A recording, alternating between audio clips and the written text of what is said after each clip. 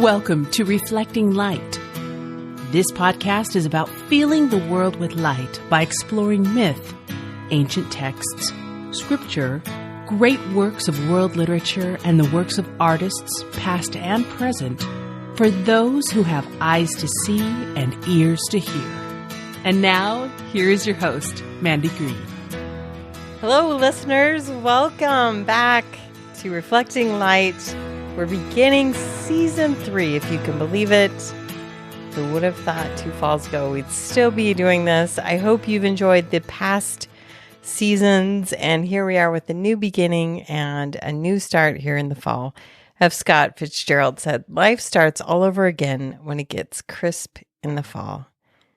And that's exactly what I wanted to talk about today, is the pattern that the heavens give us in the seasons, and how we can look at these ancient prototypes of the seasonal pattern and what we can learn from that. I have been studying this for a yoga retreat with Purify Wellness Center, and it really opened my mind to so much more. I think the pace of our current life has us go through with this constant inhale. We never stop. We never slow down. We never have these moments where we actually exhale. And so the fall and winter is this giant exhale. And then spring, summer, we take it all in and we run. And then again, in the fall and winter, we're able to exhale and maybe look at these seasons a little bit differently. I know it's no secret that I hate winter, and I'm resolved this winter to embrace this aspect of winter and look at it seasonally, and look at what nature's telling me about how I can embrace this type of season and rest and go back to my roots and wait for the light to penetrate in the darkness. So today I wanted to talk about ways we can unearth our divinity in the darkness. And to start that out, I'm going to read a poem by one of my favorites, Rainer Maria Rilke. You darkness that I come from, I love you more than all the fires that fence in the world. For the fire makes a circle of light for everyone, and then no one outside learns of you. But the darkness pulls in everything, shapes and fires, animals and myself. How easily it gathers them, powers and people. And it is possible a great presence is moving near me. I have faith in nights. So what can we learn from going into the night? What can we learn from going into the fall and embracing this new darkness, embracing this death of everything, embracing shedding our leaves, this time of harvest, and then really it's a massive exercise in learning to let go. So what can we learn from the darkness during this season? What would the darkness teach us? Well, Tao Te Ching said, one who seeks knowledge learns something new every day. One who seeks the Tao unlearns something new every day. Less and less remains until you arrive at non-action. When you arrive at non-action, nothing will be left undone. And this is the part I wanted to underline. Mastery of the world is achieved by letting things take their natural course. You cannot master the world by changing the natural way. Well, the pace of our life, at least in the Western world, is relentless. And I'm not sure that we really take these lessons from fall and winter, from the darkness, and incorporate them into our lifestyles. And that's what I want to talk about. And that's kind of what I like to focus on today. So the autumnal equinox happened on September 22nd. We're just about at a cross quarter day. Now, in Celtic religion, you would celebrate not only the equinoxes and the solstices, and that's really, the two halves. If you divide the clock, you've got the quarter hours. But then if you continue to divide those quarters into another eighth, you would be celebrating Samhain, which is October 31st. And of course, the Catholic Church takes that and turns it into All Souls Day or All Saints Day on the 1st. And so you'll see that these quote unquote pagan religions are practicing a much older religion, and then new religion will try and incorporate these pagan holidays in order to own it, change the meaning a little bit. October 31st, you all know what day that is and how we celebrate that. And I'm not dissing on that at all. But there's a much older ancient way. And just as a reminder for any of you new listeners, pagan actually in Latin means the country folk. And so in its older original context, it meant those who were keeping to the old ways. And to make it sound stupid and not like something desirable, they would say, oh, that's so pagan, meaning that it's stupid, it's unsophisticated. Well, in our day, look at how it's morphed on all of this meaning of bad, of evil, of wicked, and all these things.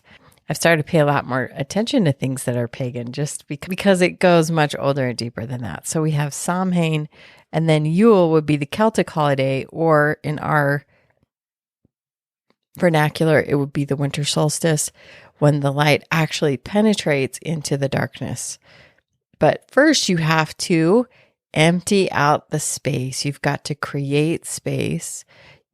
In farming, you harvest everything, and then you let the land lie fallow and let it rest. So that's the first part.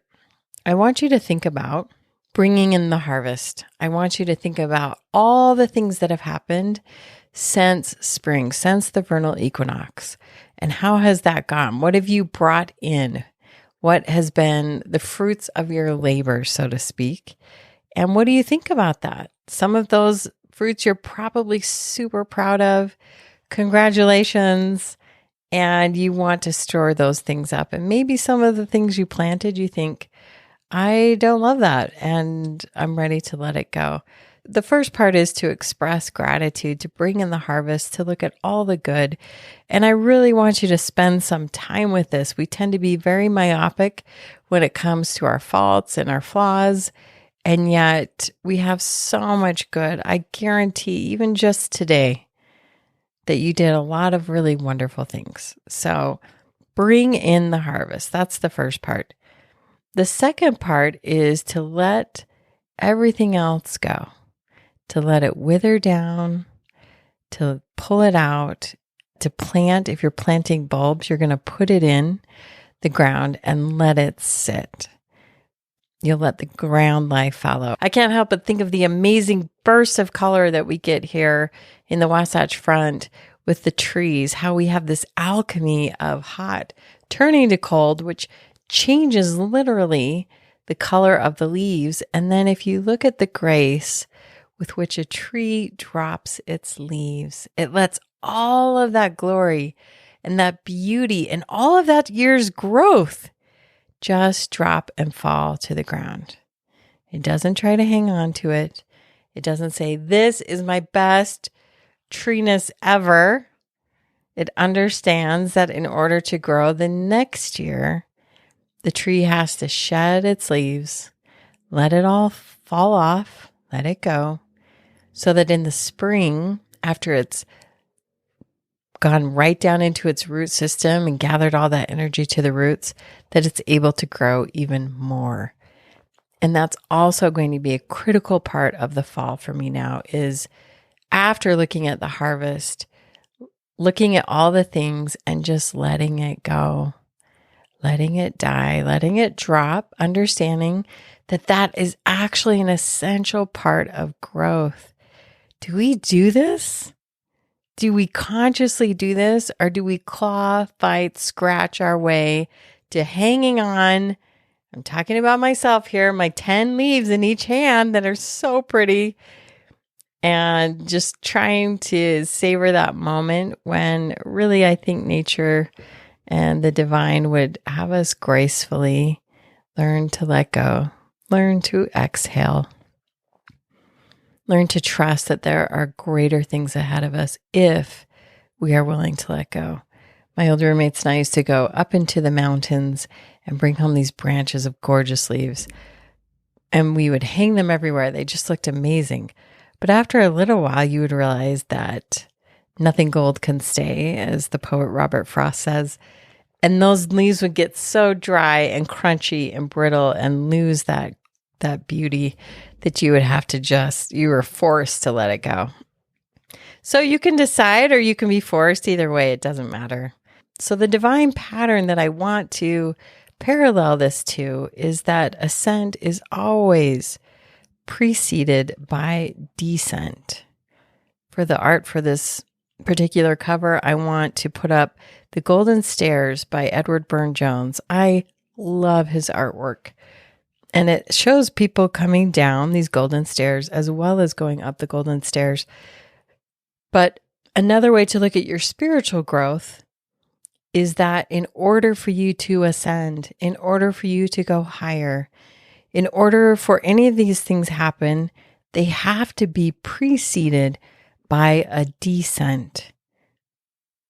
The road to heaven, I often say, leads through hell. And there's just no way around that. And so even in this yearly, and you could even put this into a daily process, sunsets, and as you start to slow down, you think about your day and then you let it go and you bury it. In our spiritual progression, if we're following the pattern of Jesus Christ in Christianity, or of Horus in ancient Egypt, or the rites in ancient Greece, the great God would always have to descend. He would have to die. He would have to die and be buried and sit in the dark or in the sarcophagus and wait for that moment when light reappears and brings new life and new possibility.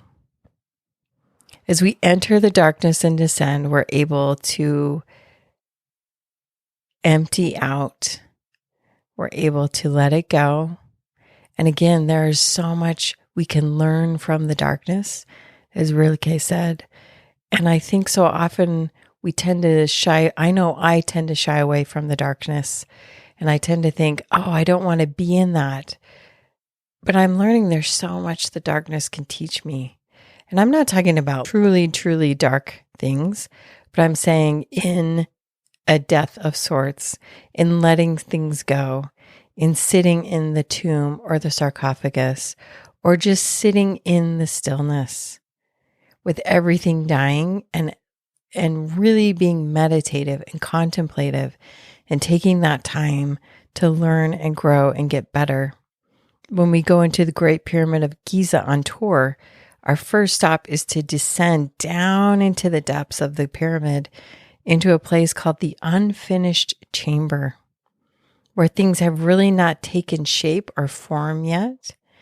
And you have to go down in there first in order to come back up and then have the ability to go to the Queen's chamber and then the King's chamber. The god Osiris in Egypt is the green god. He dies and then comes back to life. The goddess Nut, who's one of my favorite, swallows the sun each day and rebirths it each morning. And that's this pattern. You're going to see this pattern is very, very ancient. And it's trying to teach us. I think the waves of the ocean also do this. The tide goes out and then the tide comes back in. And there's something really beautiful about being at peace with that, about doing the things you would do when the tide is out and doing the things you would do when the tide is in. And then, of course, we will always come out again at the light of day. Many of the temples in ancient Egypt, one in particular, Abu Simbel, has the Holy of Holies clear at the back. Again, in any temple, you're going to slowly ascend upward. And in the very back room, on a specific day that has a specific solar alignment, light will actually penetrate the Holy of Holies. I'll put this in the show notes if you want to look at the show notes. Go to reflectinglight.org. I'll put a picture of the light as it penetrates the Holy of Holies and shines on the two gods there. There's actually 4 gods there, but it will hit the first 2. And that's the Holy of Holies. And that's this idea of rebirth, of being born again. Stonehenge is another ancient example of light penetrating that womb-like space and creating new life. And that's why these temples have the orientations that they have, because as everything dies and is let go with the autumnal equinox, new life begins again with the winter solstice. The lotus flower is buried deep, deep in the muddy soil, and it sits there in the dark, in the mud. And then when it's ready to, it has to make its way up through those muddy, murky waters. And it isn't until it comes out on top of the water and the sunlight hits it that it blooms. You will see a lotus used all over the ancient world. You will see the lotus used all over the ancient world, as well as in many Eastern cultures, as a sign of exactly this, of being buried, of sitting in the dark and waiting for that moment when light will penetrate the dark and cause you to grow and come up and meet the light. How can we learn from this divine pattern found in nature? And what are some of the things we can implement from this beautiful process? I have 4 things. The first one is to let go, to let things die, maybe to let some of your responsibilities, some of your franticness, some of your schedule, something in some way, let it go and learn to gracefully surrender to what is. Another way for looking at this would be to be present, to stop looking backward. I've heard it said that when we live in the past, that would contribute to depression. And when we live in the future, that contributes to anxiety.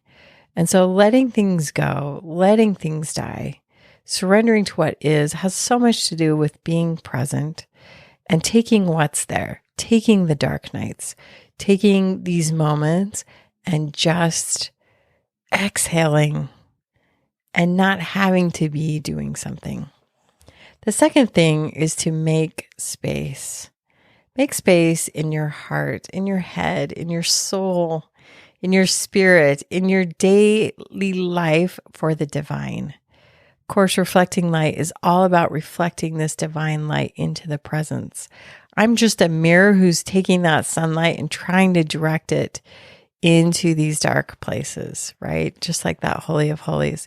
So in a spiritual sense, it's making that space. What a glorious opportunity for all of us to embrace this moment, to let go of the chaos, to let go of running around, and to be quiet, to be with what is, and make space for the divine. Unplug. Get off your devices. Maybe do it just a little bit earlier than you did in the summer. Spend some time in front of a fire. Drink tea, drink hot cocoa, read a book. Do the things that clear out that space in your mind and your heart so that the divine, when it does want to show up, has this beautiful, roomy space. The third thing is to nourish that. The soil has to be nourished. It has to take that exhale. So you also need to nourish your body and your soul. Rest, sleep more than you normally do, slow down, do a lot of this self-care stuff, run a hot bath, get some sweet candles or burn some incense or sit in front of a fire or just snuggle up and watch it rain or snow or whatever it is. Find ways to nourish your spirituality. Maybe you can double down on your study, but not in a frantic way, just in a way of creating that space in the darkness where the scriptures really become delicious to you and really open up these space that we're talking about in your soul. The last thing I would recommend as we go through this process of fall is to watch and listen. This is the special work for those who have eyes that see and ears that hear, and true hearts. As we're doing all of these things, we are hopefully paying more attention to everything that the heavens are trying to communicate to us. When we make that space, I believe that we see more, we hear more, and the things of eternity are not so crowded out by the things of the world. This is something I really, really struggle with. And so I'm going to really lean into fall this year and unplug and get off these devices and really just spend some delicious time snuggled up on a couch, go get a really soft, amazing blanket, stash up your tea and your cocos and your coffees, and just really find the way to feed your soul. And then also just be paying attention. Don't be so distracted that you lose that sight. The Hymn of the Pearl is a beautiful story from the Gospel of Thomas that talks about a heavenly being who is with his father and mother and brother, and that he had to descend down and come down to earth. Actually, it's in the land of Egypt. This is from the Acts of Thomas in the Nag Hammadi writings.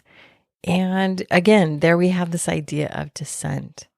Well, as the child descends, in order to not be identified as different, the child begins to eat their food and wear their clothes and adopt their ways, and in doing so completely forgets that he is the son of the king and queen. Well, the king and queen understand that this is a perilous way to be because they sent him down to retrieve the one true pearl. Now, your pearl can be anything, and I really don't think it's one pearl fits all. I believe we each have a special pearl. We each have a special mission of why we made this descent. And if you ever feel like it's too dark or it's overwhelming, it's because you're in the descent. You're in that difficult, dark spot. And what is the darkness teaching you? Well, I know my experience here has taught me, libraries worth of information and knowledge about my soul and my heart and my purpose. So in a macrocosmic way, we're all in the dark. We're all in the descent. Well, the heavens mobilize on behalf and send this message reminding the child of the one true pearl that they were sent to retrieve. And in doing so, the child remembers, goes to the loud breathing serpent who guards the one true pearl, speaks the name of the queen of the Dawnland, of the king and the elder brother, lulls the serpent to sleep and retrieves the true pearl, and is at last able to return to their true heavenly self. So as a garment of glory, but it's really your higher, more heavenly self. Well, we've been working, as a spoiler alert and a super exciting announcement, Lori Driggs has written a book about the Hymn of the Pearl. We've had it illustrated by Melissa Boggs, and it's in print even as we speak. We have waited many years for this to be done, and it's almost there, and it will be available for pre-order. We're hoping early December. We're hoping to have it by Christmas. And Melissa has transposed this into just some of the most sublime pictures I've probably ever seen. But the message is the same. The message is the one of remembering who you are. And I think the darkness has us really reach.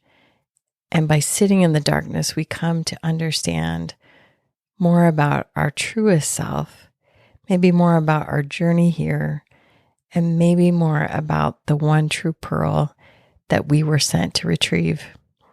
In southern Italy, they uncovered a tablet called the Pattenr gold tablet. And I want to share that with you. Thou shalt find to the left of the house of Hades, remember the house of Hades would be hell, a wellspring, and by the side thereof standing near a white cypress.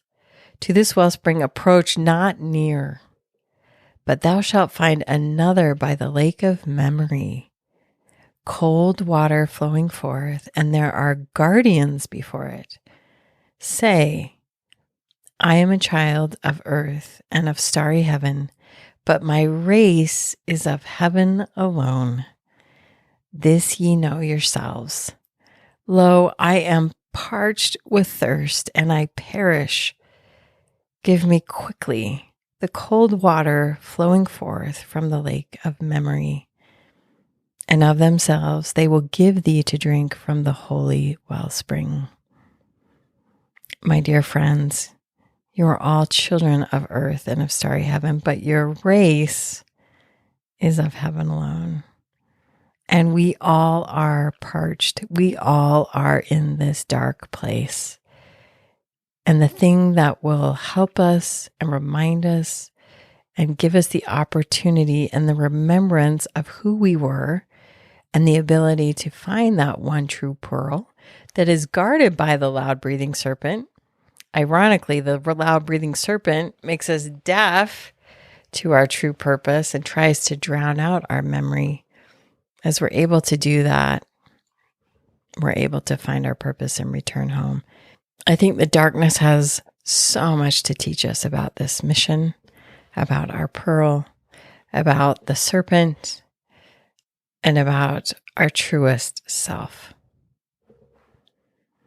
Again, when that is available, please be checking back on the website reflectinglight.org or mandybgreen.com. It's going to be a beautiful picture book, and we hope it's just a labor of love. We hope to have it in the hands of as many of you as possible.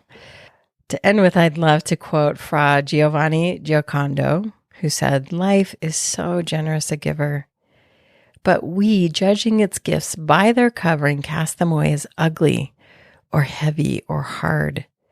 Remove the covering, and you will find beneath it a living splendor, woven of love by wisdom."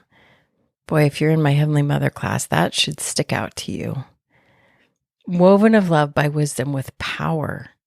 Welcome it, grasp it, and you touch the angel's hand that brings it to you. Everything we call a trial, a sorrow, or a duty, believe me, that angel's hand is there.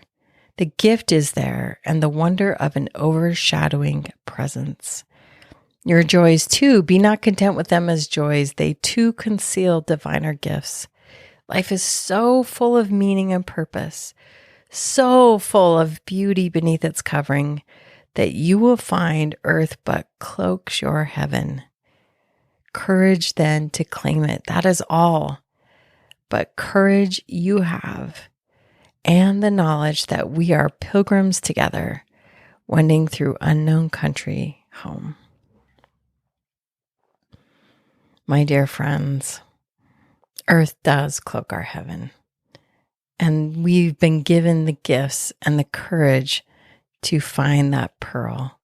And please know that we are all pilgrims together, wending our way through an unknown country home.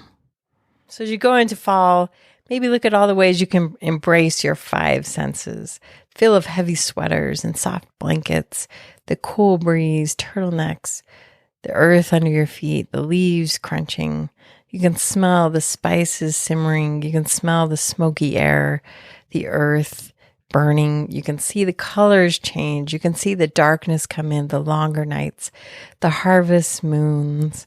You can taste different veggies and spices. Of course, pumpkin spice donuts and ciders and hot drinks. And you can hear the fire crackling and the leaves crunch under your feet and the stillness in the night.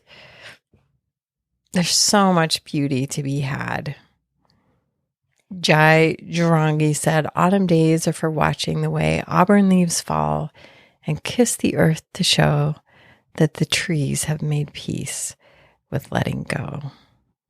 Tiana said, "Before I rise like a phoenix from the ashes or a blossom from a barren winter branch, I must learn to dance in the burning of each golden falling leaf." And one last author, Parm KC, I'm looking for more contemporary poets, if you can't tell, said, I think you must have a bit of autumn in your soul, the way you let those dead pieces of your heart fall away, only to make room for the new time and time again. Well, if you're in that season, it's a wonderful time to clean everything out, to see the beauty in that last glorious bit of harvest, and then clear out the space and enjoy the cave, the darkness, the soft blankets, the pumpkins, and everything good that goes with fall. Well, that is my first wish for you this year. May you embrace a beautiful, dark, fantastic fall. Again, it's so lovely to be back with you. Thank you for all of you who are donors to the podcast. I could not do this without you. This is just a labor of love. It's totally free, but we have to pay for administrative costs, to host it, to have the storage, to edit it, all of those different things. And I am truly, truly grateful, truly, for those of you who have helped create the possibility for season 3 to begin. And if you'd like to continue to contribute, or again, it's so lovely to be back with you. Thank you for all of you who are donors to the podcast. I could not do this without you. This is just a labor of love. It's totally free, but we have to pay for administrative costs, to host it, to have the storage, to edit it, all of those different things. And I am truly, truly grateful, truly, for those of you who have helped create the possibility for season 3 to begin. I wish you love and light.